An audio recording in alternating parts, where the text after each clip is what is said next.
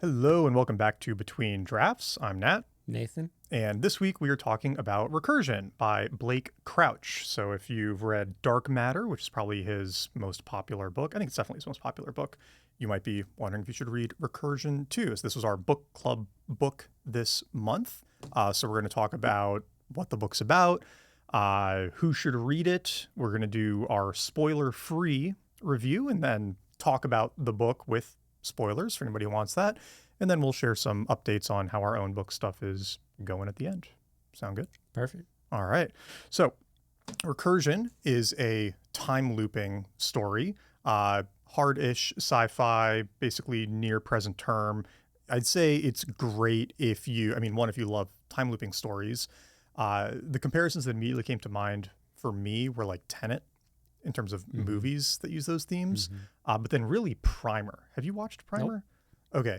Primer is, I think, the best time travel movie. And I really felt the influence of Primer reading this book, which was cool. Because in Recursion, essentially a woman discovers time travel by reverting to earlier memories in your life.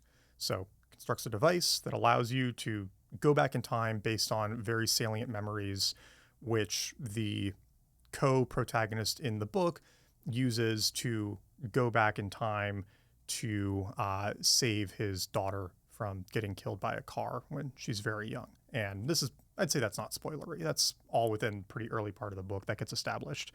And then things get complicated from there, as they often do in time travel stories. I usually don't like time travel because it breaks so much of reality. Yeah. I think it's one of the hardest things to do as a writer. I thought you did a good job. I think so too.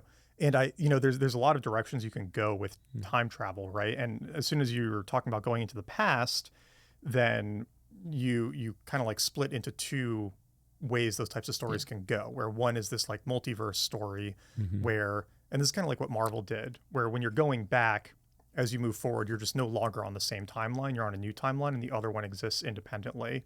And this was more of a fixed timeline that was being impacted by the protagonist and other people going back in time. And that can obviously be very hard to do because you do have to deal with all of the like causality of people going back in time. But I think he did a good job of it. And I like that it makes this story more distinct from Dark Matter, which is a multiverse sci-fi novel. I thought they were actually pretty different. Yeah. Was my take. I've seen people say that they're, very similar, and it's the same guy, so of course some things are going to be similar, but I thought in terms of story, they were quite different. I thought this one had a more clear antagonist. Whereas Dark Matter, the antagonist is kind of also the protagonist. It's himself. Yeah. Which worked, but it was different enough for me. I felt like I was reading a completely different story and world and book. So the writing got better too. I noticed Dark Matter has that extremely staccato writing style, which works for a thriller, but almost feels overdone at points where I kind of wanted a few of the sentences to be longer. And it felt like he balanced it better in Recursion, where I didn't feel that same frustration, but it still had the thriller pacing. And that to me carried over to the science, felt more possible, real than I felt in Dark Matter. He did a really good job of explaining the science enough to make it compelling, but not over explaining it to the point of it being, boring or overwhelming or like you need to skip through it. So that was really good.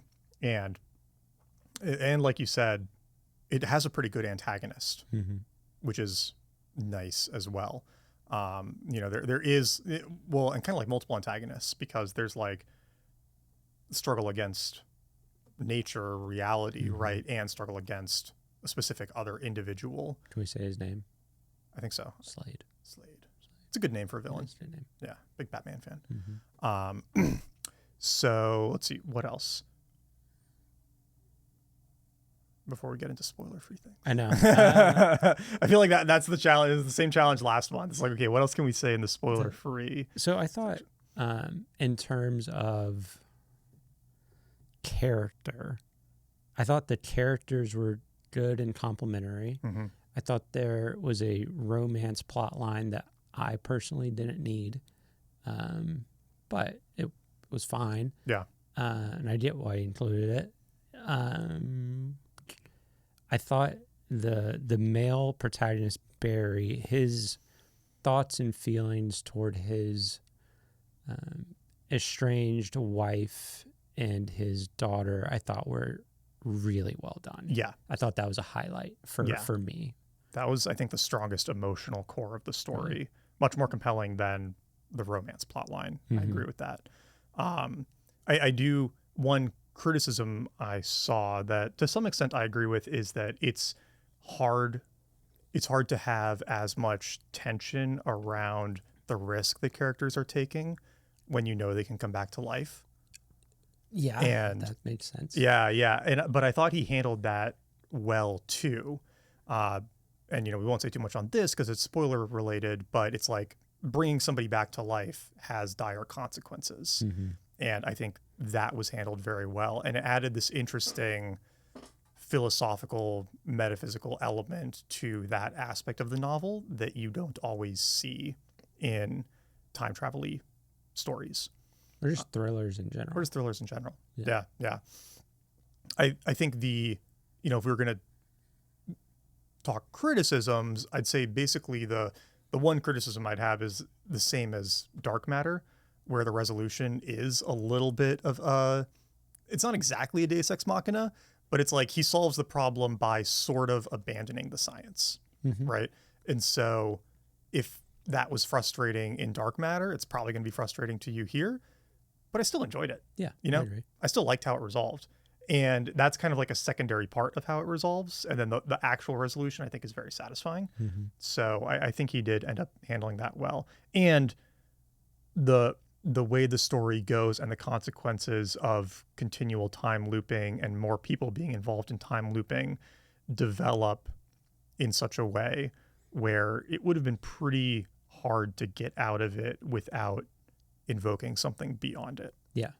And because I was trying to think through it too. I was like, man, what would there be any other way out of this? And I couldn't think of anything. Yeah. Yeah. It kind of had to be. Yeah. Yeah. So I'd say really good if you like fast-paced techno thrillers. Like Super Husk. fast-paced, super entertaining. Yeah. Much like Husk. And I read most of it in a day, yeah. not on a deadline. Yeah.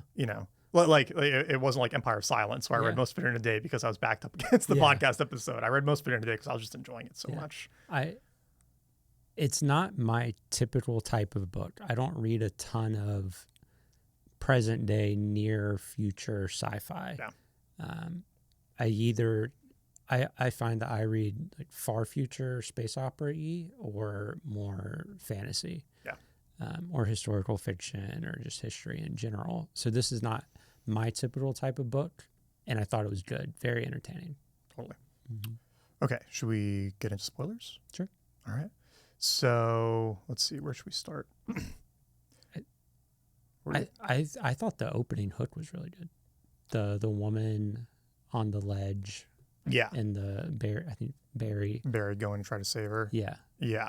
I thought how he introduces the FMS. Mm-hmm.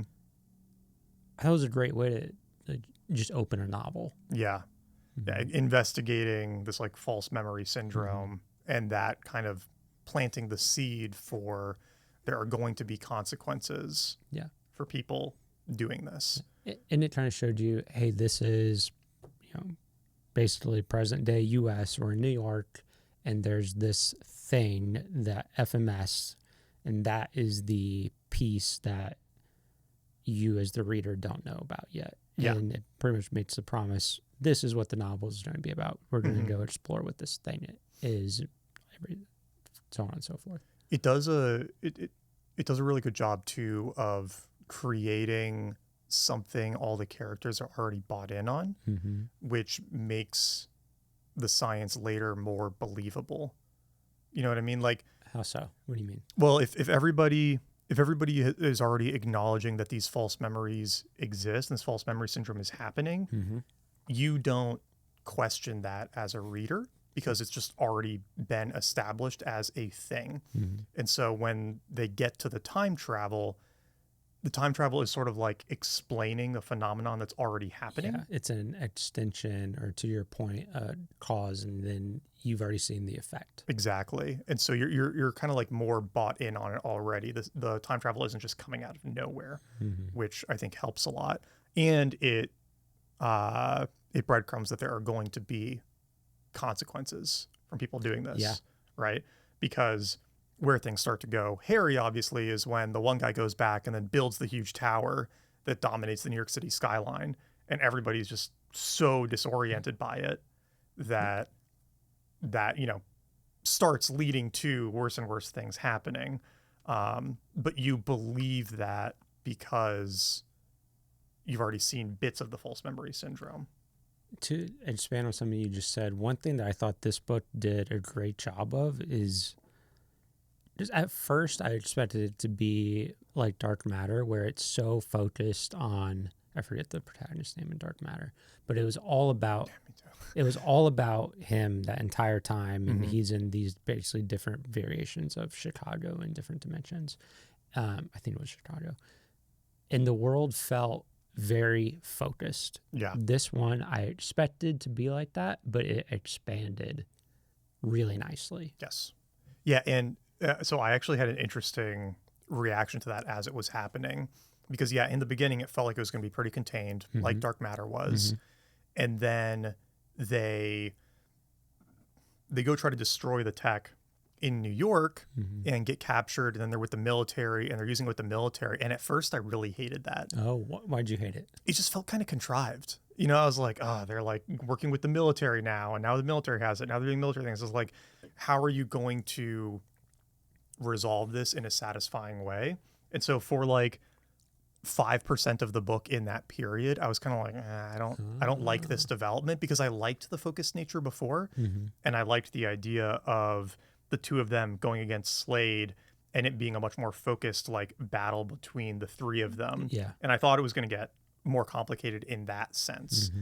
But then the way it gets so much bigger with the military and then the effects of other people going back and changing things, Yeah. and then the intercontinental conflicts that come from it, that actually ended up going really well. Yeah. And then I really, really liked it. I was really glad he did it. Mm. And that it might have just been my bias reading it too, because for the first 2/3 of the book, I was like, Primer, like this is just like Primer, like this is, but like a really good adaptation of some of the ideas in Primer, but Primer is extremely focused on two people, Mm-hmm. and it's just them looping over each other, fighting for control. And so I think that was because I had that in my head. That then when it got bigger, I was a little like, Yeah, when it strayed from the expectation. yeah. But I ended up really loving it. And in his book that came after this, Upgrade, Which I have not read. which you've not read, he goes back to kind of like the Dark Matter closeness. Mm-hmm. And then I found that dissatisfying. So I was like, oh, this could have gotten much bigger, but it feels like it didn't. And then because of that, then I was like, yeah, I think Recursion actually did the best job of like growing the world Yeah. and the scope of this problem. I didn't feel like it grew out of nowhere. It felt like it was a gradual enough that I was happy with it. Yeah. And I think too, I mean, one problem I did have was I just couldn't really buy that there wouldn't be bigger butterfly effects Mm-hmm. from these people, where like you had the false memory syndrome and the cases where people were prevented from dying, they eventually pretty much all end up killing themselves Yeah, it's a lot of suicide. as soon as they remember. But it just seemed like the effects on the rest of the timeline would have been so much bigger Mm-hmm. than they seemed to be. Like it seemed like there should have been a lot more false memories, Mm-hmm. right? Simply because of the effects of like, okay, you've got this extra person who was, It's an exponential thing. yeah. Especially with each additional person who goes back.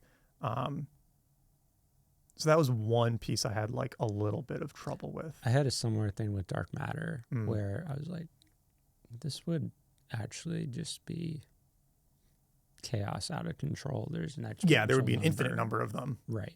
back in Chicago. Yeah, not like 100. Yeah. Yeah, but I think it worked, and I think the giant building was a good Mm-hmm. plot device to introduce kind of these increasing butterfly effects of more people doing this. Um, one thing I didn't really understand was why Slade was offering this to other people in the hotel. Like, why was he, what were his motivations for doing that? Because it seems like he should have understood that eventually somebody would screw something up. What do you mean screw something up? Like the guy who built the building, Yeah. And Slade had obviously traveled a ton, and it seemed like the implication was that he couldn't do it anymore because his brain had gotten so fried from it. So was it just like a wanted to watch the world burn thing? Or I didn't totally get that motivation. I didn't think about it. Yeah. It didn't bother me while I was reading. I just kind of thought about it after, where I was like, okay, if I was going to put my critical hat on, right? Because I totally understood why he did it at first, because he was the just grad student, whatever, wanted to get rich, and then he becomes one of the most powerful people. Exactly. Yeah. Like, okay, cool. That motivation makes sense. But once you figured it out, like, why are you... Just let it be. Yeah, just let it be. Like, just it chill. seemed like it worked. Yeah. Well, and especially somebody like Barry. It's like Barry hunted you down. He found where you were doing this. He like broke in. Maybe he figured like, okay, if I do this incredibly nice person for this thing, then he'll stop hunting me. That kind of makes sense. But that doesn't really work out seem for to him. fit the character either. Yeah, not really. Yeah. That's a fair criticism. I Yeah, think. yeah. That's a good criticism. The other one that I had a little bit of trouble with was him forgetting the conversation with Slade at the end until he's about to die. Yep. Because they made a big deal of them having that conversation in California as the bombs are falling. And then it jumps forward it jumps laterally in time through like a bunch of subsequent attempts. Yeah.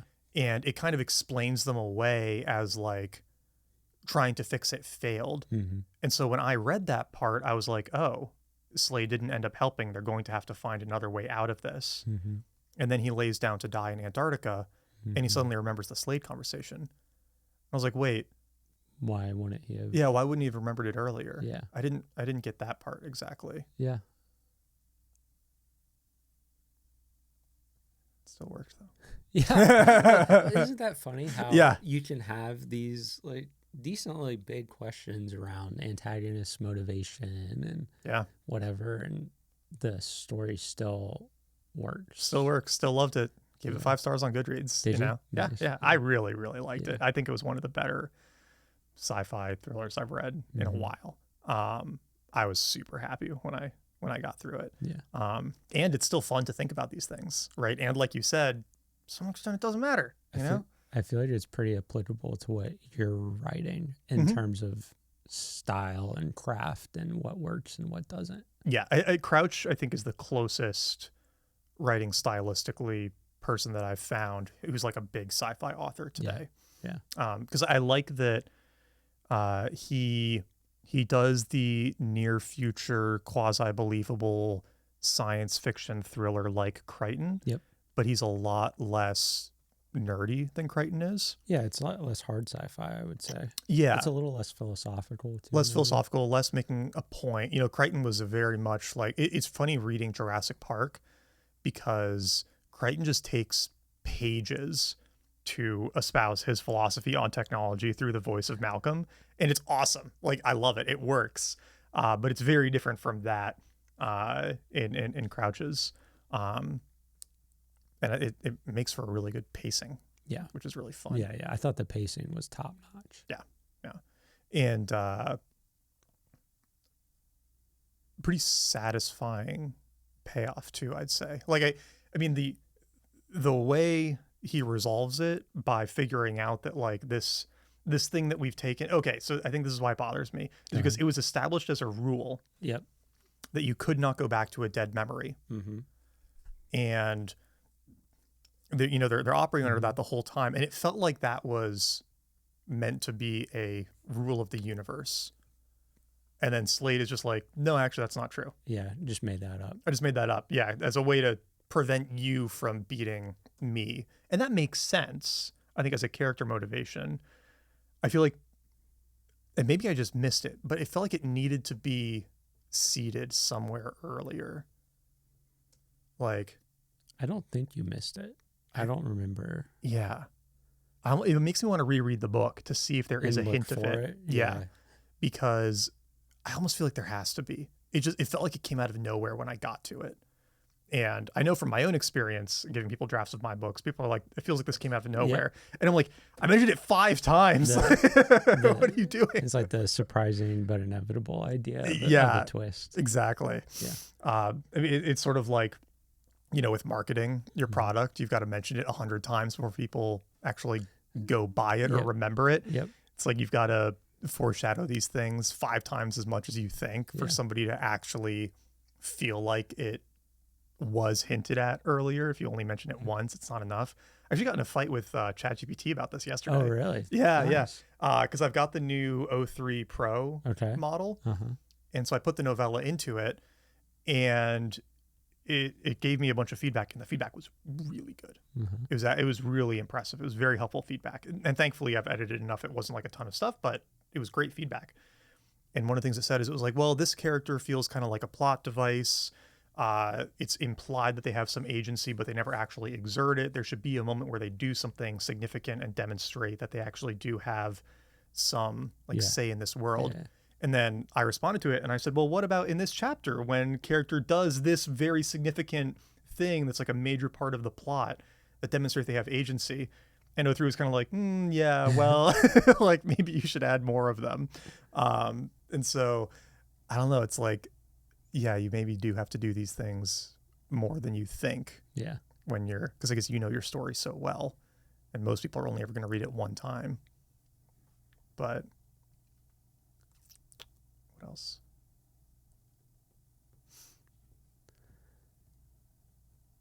What did you think of the romance? Were you fine with it? Were you good with it? I just felt like it was shoved in there. It felt like somebody told him he needed a romance line.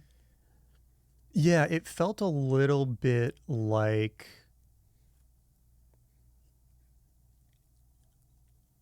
it needed to be there. It was like, oh, you have a male and female protagonist. Yeah. And they're stuck in this problem together, so they need to become romantically involved. Mm-hmm. But at the same time, I do kind of like how he did it, where one of them knew and the other one didn't. The first time she comes back to stop him going in, she knows that they eventually fall in love, but he doesn't. Yeah. And so the whole relationship develops off screen, because from that point, like, you've sort of been told that it already happened over months of stuff that you never saw occur. Mm-hmm. And so you kind of just believe it.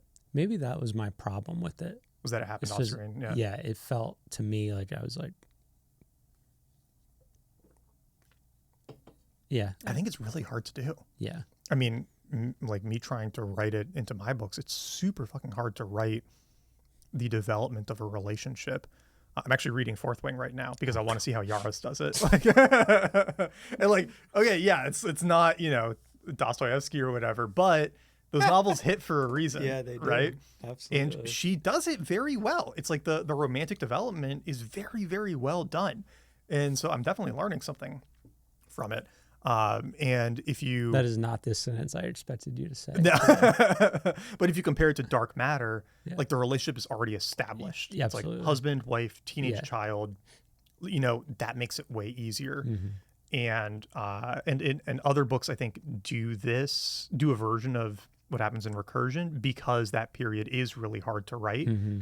Like Will of the Many, Mm-hmm. he just jumps forward a few months and says that we hung out a bunch of the stables. And in your head, you're like, oh, cool. Yeah. I can just imagine the romantic development happening, and I just accept Yeah. that it has happened now. Yeah. Yeah, that's true. He is pretty much like, yeah, we just cleaned out the stables for a couple months. It was great. Yeah. And so now when the last piece of it happens, you're bought in. Yeah. Uh, That is a good point. The development, but then you show the beginning and the end. mm-hmm. Yeah, that's a fair point. Yeah. But I think it could have come later. Mm-hmm. Mm-hmm. You know, like it didn't need to happen as early as it did. It could have happened when she goes all the way back. Yeah. And knows she needs to go recruit him to help her figure it out. I thought it helped with Barry dying. Yeah. That was a cool plot choice, I thought. Like having him die and then having it be a while before he comes back. I think that was pretty effective. Yeah. How long was it? It's a solid like 10-15% of the book, I think. Yeah. Because in all of the government stuff, he's dead. Yeah.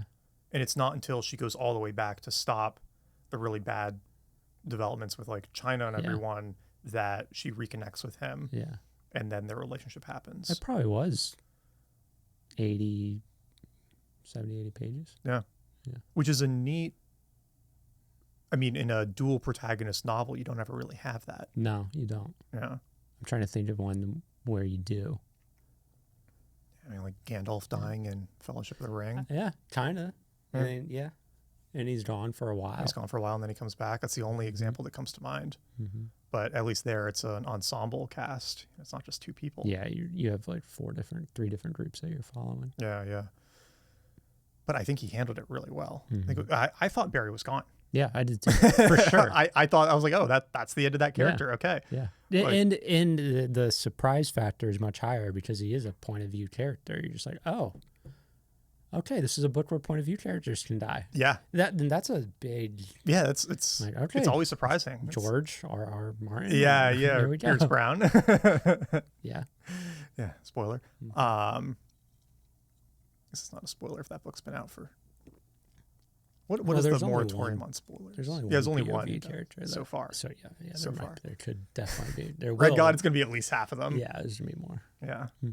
We should before Red God comes out, we should do a theories episode. Oh, yeah, absolutely. I think that would be a lot of fun. We gotta get the podcast big enough that we get arcs for the book. That'd be sick. That would be really cool. Yeah. Okay. Anything else we should talk about?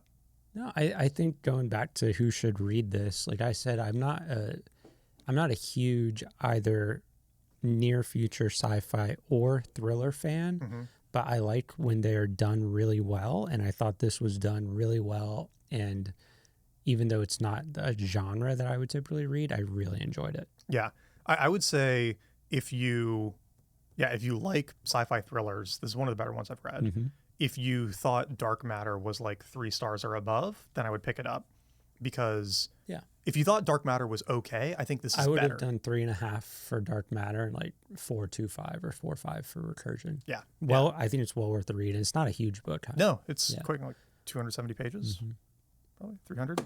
Yeah, so probably 80,000 words. Yeah.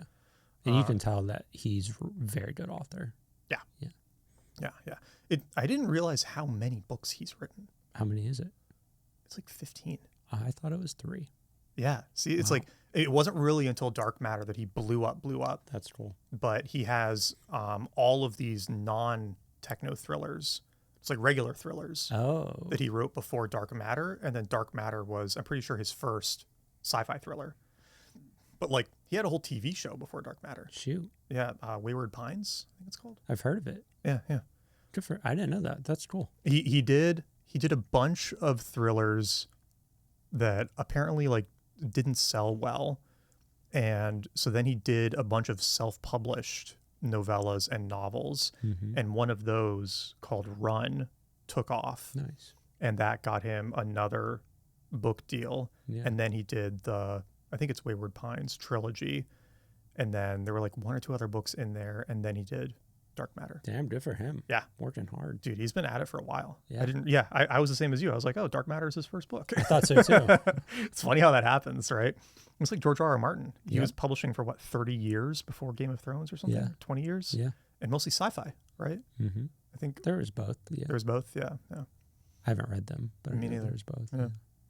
James Islington, right? Mhm. So I kind of want to go back and read some of his earlier, like non-techy Yeah, and see stuff what they're too. like. Now that I've read the techno thrillers. Mhm. Yeah. Shall we? Yeah, let's do our updates. You want to start since? Well, do you have edits back? No, should be Son next week. I called him this week. Oh, so you got to talk on the phone. That's good. Yeah. Just had some personal things come up basically, and Understandable. yeah, I was like, I mean, my point, we're what, 3 weeks late on the edits, I think. Oh, is it only that many? Okay. Yeah, so it's not That's not so bad. a ton of time. And my point of view is I would much, for this part of the process, I much prefer quality over speed. Mm-hmm. And I told him that, and it was like, so.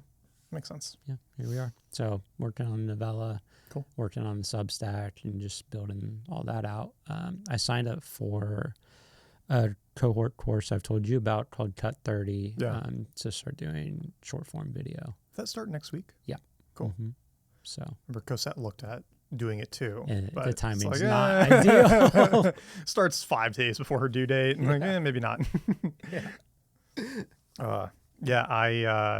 I think the novella's done, Done. writing wise. Wow. Yeah, Yeah. I did a last edit the last 2 weeks, and I managed to cut another like 8%. 8%. Yeah. I didn't. 8%. That's like 1,800, 2,000 words. Mm-hmm. It's 27,000 words now. Wow. So I thought I wasn't going to be able to get it under 30K, but it's like tight now. Feel really good about it. Nice, dude. Restructured the one character like we talked about. The The agency thing. yeah, so when I read it, that was like the only feedback I had pretty much. that part's much better. Was that who O3 was talking about? No, it was talking about somebody else. Oh, funny. Okay. Yeah. Well, that's a good sign mhm. that you've. Well, that was the real test. Was like because I knew I needed to make the agency edits, and so I did all of that and I rewrote it, and then I put that version of the book in for feedback, and it didn't mention that at all. But that's a great sign that it mentioned it for somebody else and not the person who you were trying to fix in that way. Exactly. Yeah. Because it clearly looked for it. But So it clearly knew to think about that, and it didn't think that about that character anymore. That's cool. So I was like, great. Yeah. And the other, this is another good example too of like, why you have to have some taste when dealing with, any kind of feedback, because both Claude and GPT have been like, you got to cut down some of these like Felix monologues and these philosophical asides and things. And I'm like, no, that's like the best part of the book. Yeah, I completely agree. I think that's also like just the AI is probably listening to the writing advice. It's like, oh, tight as you can be. Exactly. It needs to be action. It's going to pull you to the middle. Yeah. And and where your stuff shines is that philosophical lens. Yeah. So I'm very happy with it now. Mm-hmm. So I'm probably I think I'm going to give it to Scribe on Monday. Dope. Yeah. That's the plan. Let's Get go. rolling. Yeah. So excited for that. I should have my audiobook for Husk in the next few weeks too. I think that'll be big for sales. I'm really excited for that because people ask relatively often. A lot of people just do audio. A lot of people just do audio. So I'll be excited to get that out.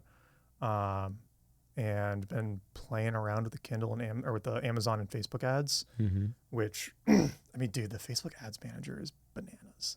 Just in terms of you can see everything that just the everybody complexity. does. Oh. Like, had you done it before for your agency? Not a long time. I never did it for the agency because we got all of our work through word of mouth. But when we had the tea business, we played around with it a little bit. And just never had the capital to like really play around with it then. Yeah.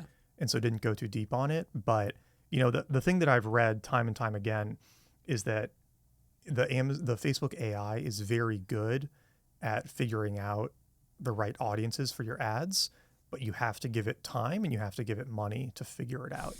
And so the sooner you get started, the sooner you're able to like increase your ad spend and have it dialed in and work out. And so even though the typical advice is like, don't bother with ads until you have 2 or 3 books out because your ROI per customer is going to be higher. Totally. If somebody likes it, they'll read book 2. Exactly. Like I'm happy to have like a bit of a loss on the ads for the next like 6 to 8 months if it means figuring those audiences out now and being able to like start that working so that as subsequent books come out, I've already like got it well dialed in. That, and if you can get it close to break even. Yeah. I've gotten, it's down to like 26 cents per click on Facebook. Yeah. Which is quite good. Yeah. The conversion rate's shit so far. Yeah. But that's one of those things where like, I'm sure it gets better as you have more reviews on the book, right? It's like right now there's like 60 reviews. That's not that many, you know? Yeah. And so, but if there's 500 reviews, then people might like trust it more. Absolutely. So that's been kind of fun to play around with. It's nice to put like my marketing hat on again. And then back to work on Husk 2 as well. There you go. 75K words now. Let's go. That's awesome. Yeah. How do you feel about the story as you're writing it? Great. Yeah. Does it, I was thinking about this actually while reading Recursion, where he expanded the world so well. Yeah. That was probably the highlight for me, actually, was this went from, I thought it was going to be this very focused, it's between these 3 to 5 characters the whole time. Yeah. But I had the thought while reading it, I was like, I feel like Nat almost needs to do something like this in book 2 or 3. And I was wondering if you had that thought while reading Recursion. I had already been thinking about that because Husk is very concentrated on just like basically the greater Austin area. There's like 3 locations and the characters are focused as well. Yeah. Very contained. And then Husk 2 basically is expanding to the entire American Southwest. Because you made the promise is set in Husk that, hey, this is a bigger world. I'm just not really showing you it right now. You're getting a tiny glimpse into it, then that glimpse is going to get much bigger. And so, yeah, it's expanding basically all across the American Southwest. There's a plot line related to like basically getting to the coast in California. And so that requires traversing all of that land and like, okay, who else is out there? What do the other centers look like? And there's significantly more happening in Meru because there's no Meru perspective in Husk. Until the very, very... Spoiler. Yeah, until the very, very end, right? It's a good spoiler. It's a good spoiler. Yeah, well, also, if they look at the table of contents, they know, right? Because Act 1 is called Epsilon, Act 2 is called Alexandria, and Act 3 is called Meru. Well, you might not put together that that's where a lot of the stuff happens. That's true. Yeah. You might just be like, oh, we just get to talk to people who are there more. Yeah. But so you get a glimpse into it, but you get a glimpse into a tiny sliver of it at the end of Husk. Yeah. And then in Husk 2, basically half the plot is happening in Meru. That much? Yeah. Wow. Okay. Yeah. And so you're just seeing way more of like, okay, what does that world look like? So it is getting significantly bigger. And also it's basically like building out the rest of the like factions that are in the world. There's obviously like the tech centers in Felix's world and these kind of like outsiders in Alexandria. What did you call them again? Did they have a name? Scavengers. Scavengers, that was it. But well, that's what the people in the centers call them. But now there's like these other groups that are coming into play. And it's fun with the novella because I've seeded some of that in the novella.